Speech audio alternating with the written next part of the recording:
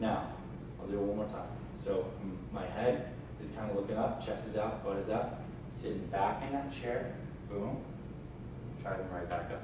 So the concerns here, what do people do wrong? They go too far down. What? They go down too far sometimes? So, Because you look like you're going about 90. going about 90, parallel is where you want to be. Yeah, because you don't Now, want to get negative. There are some Olympic lifters that do require, based on their sport, to go below. But for the purposes of what you guys are doing, just working the muscle efficiently, 90 is fine. The biggest thing is that sitting back in the chair type motion. What a lot of people do wrong is watch my knees in relation to my toes on this squat. A lot of people squat over their toes. I'm not sitting forward. This is how a lot of people squat. This is probably how you guys squat. No, I saw. Right. That's it's inefficient, puts a lot of stress right around the knee joint on this kind of teardrop part of the quad, taking stress off the larger part of the quad, the hamstrings, and the glutes. You want to use all those muscles when you're doing the squat. So a good metric to kind of heuristic to think of is keep your weight on your heels. When you teach a lot of people to squat, you often tell them in their shoes to push up with the top of your foot on the top of your shoe, because that forces you to sit on your heels. When you're on your heels, you can sit back in that chair and come back up, versus this. See on my heels? Watch. Next time you guys go to the gym, watch people squat. Bad squatters, you'll see their heels come up a little bit. Yeah. So it's very I natural. just feel like I'm gonna fall backwards, but just laying it. We've been putting a bench under us lately, and then going down and just touching the bench and going back up. But That's that a takes the great- fear of falling. That is a great way to start. Bench squats are fine. Like, you just, especially because they can also help you control your depth. Okay. You know, And then because the you other touch thing is I gotta look up, and I think that's because I don't have my. Looking up makes my back go right. Yes. If I look down at all, it goes When all you, right into the lower that's back. so true. Wherever you look, your spine goes. Gotcha. So when you look down, that whole spine curves. When you look up, everything stays in. Now, the looking up is merely a heuristic to keep your spine in lock. If Yeah. you're disciplined enough to keep your head here, And just you're push good your to go. spine right. Yeah. But when they do teach people to squat, they exaggerate a couple things. Okay. They tell you to stay on your heels, so almost lift your toes, and look up. Okay. Because what does that do? That keeps your chest out and your butt out. I like that toe thing because I'm always coming up on my toes, which Yes, is and nothing you wrong. feel that. The second you feel that, You do it wrong. reset and do it right. You know, real respect. And it is a balance thing. Like, it takes time. Actually, when you do have some kind of weight on your back, it makes it a little bit easier. Okay. Adjust your stance until you feel that you're really balanced. As a side note, depends on where you want to go, what you want to target with your legs. There's a little bit of variation. As a rule of thumb, the narrower you are, works your quads a little bit more. So when you're really narrow, works your quads. When you're a little wider, works your butt and your hamstrings a little bit more.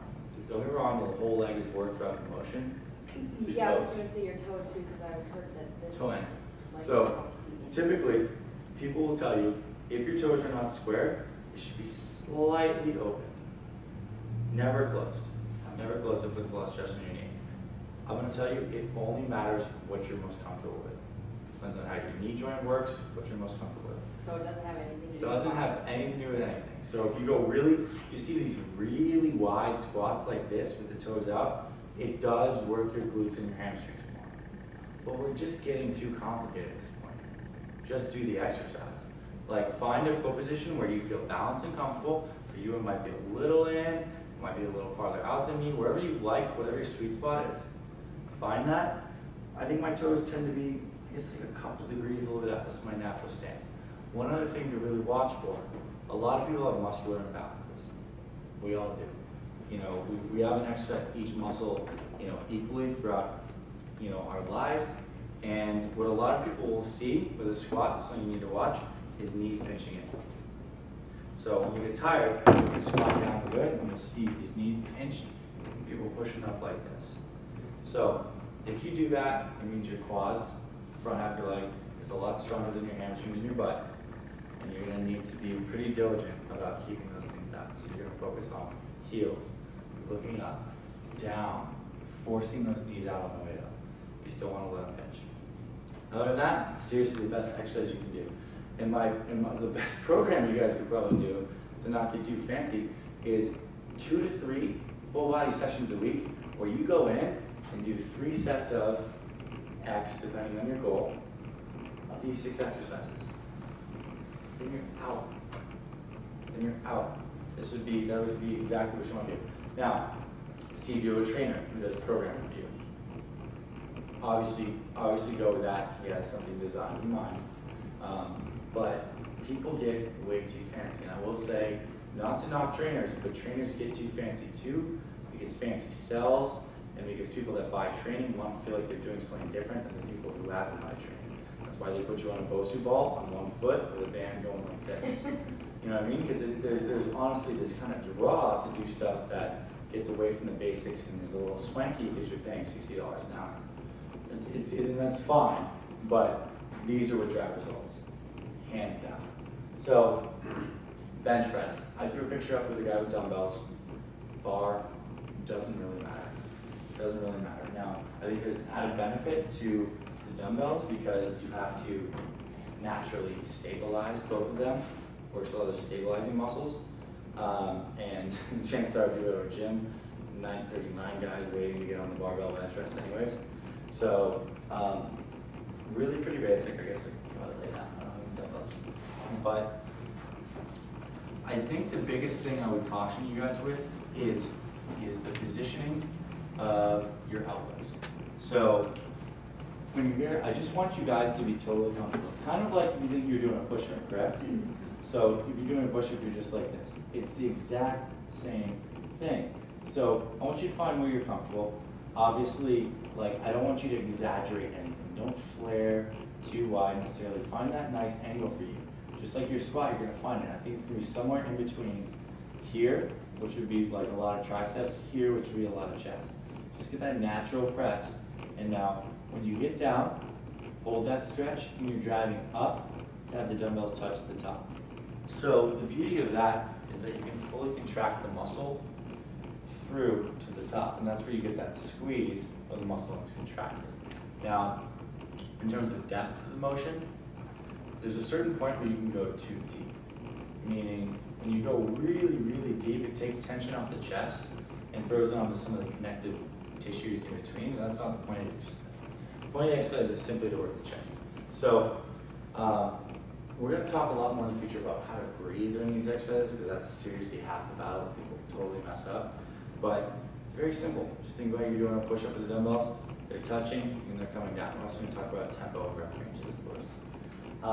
The lunge, something that a lot of people are probably afraid to do because of balance purposes. This is the variety where this guy's holding dumbbells. So what I would caution you guys to do is what a lot of people make the mistake of, and they feel super off balance, is they step in a straight line. This is, I'm way more off balance here because I'm just operating this plane versus if I step a little bit wider. So it's pretty much as simple as, what am I doing? Maintaining that the chest is puffed, butt is out, dumbbells are here, boom. Just kind of like I'd be doing a squat, except one foot takes a step forward, knee touches, driving straight up, take another step, come back down. Now there's a lot of varieties. Some guys you might see come back up like this. It's fine, whatever you have the option to do. But you're still maintaining that chest is puffed, butt is out, that kind of neutral spine, stepping to the knee touch, and driving right back up. You're starting to do body weight lunges. These are great. In terms of these 3 exercises, that'll take care of your legs completely. You don't have to worry too much about leg extensions and leg curls, which people love, and they have their place, but I would focus on getting stronger on these. Pull-ups. There's a lot of different varieties. I would say start with a wider grip, hands turn this way versus chaps. Start like here, if you can't do them, use the assistant machine. Seriously, especially for girls, you've got to do these. For guys, nothing builds a better back than pull-ups and deadlifts. It's just how it is. So you don't have to do any like bicep curls, nothing, No. as long as you do. You want an awesome study? There's actually a named Brett Contreras. There's a study where he hooked himself up to electrodes that measure muscular activity, and he did like 1 million exercises to kind of see like which exercise worked the muscles the best. Pull-ups work with biceps and the arms more than any kind of curl, any kind of variation. I don't care if you're dumbbells, incline, with an easy bar, with a cable, work them better. So no, you don't. Like people, and a lot of the small muscle groups, people overwork them. They're small. They don't need a million sets of stimulation, you know what I mean? We want to provide a stimulus for the muscle to adapt, not to beat it to shit for what reason. So you want to constantly progress, so I would like to see you do, you know, pull-ups with, you know, less added weight, so more closer to your body weight every single time you go in. You don't have to go crazy. Seriously. Dips, same thing. I would probably use, there's usually two handles instead of there's the close ones and the wide ones. We'll use the wider ones. Hits your chest a little bit harder. And I would start obviously with the assisted pads. Now this is a very, very cursory overglance of exercise. I guess the takeaway point here, outside of maybe you might have picked up one or two things about form on your squat, would be that these basic compound exercises are what you should be spending your time on in the gym. Period. They burn the most calories, they work the most muscles, they cause the greatest hormone responses. Like, if you want a good body, this is what you focus on. A lot of the other stuff is fancy crap, honest to God. So, full body, and I think a lot of people get too complicated as well with the kind of splits they do. Guys will talk about, oh, you know, I got back, biceps, and calves today. And it's like, it gets way complicated where go in there, have recovered, train the full body, rest, train the full body. So you're now recover 48 hours, 24, because like So- in the running, It's okay. we run almost every day. Yeah. But the intensity level, the length, and all that is Very managed, bad. so you get recovery. Exactly. You're on a periodization scheme where you're varying your intensity and your duration of any given run to peak. So you have this kind of super compensation. So you're better off the next time you do exercise. With weightlifting, I would say if you're doing full body workouts, 3 times a week is adequate recovery. So that'd be like 48 hours. So you did a Monday, Wednesday, Friday, full body exercise, weight training, good to go. You can do a little bit of cardio afterwards, because that will help you burn some fat. Seriously, if you lifted for, it doesn't matter, if you lifted for 30 minutes, you know, went through all these exercises, 3 sets, 30 to 35 minutes, did 20 minutes of low intensity cardio, you're out of there in an hour, I think you can devote 3 hours a week to your fitness. And that would drive massive, massive results.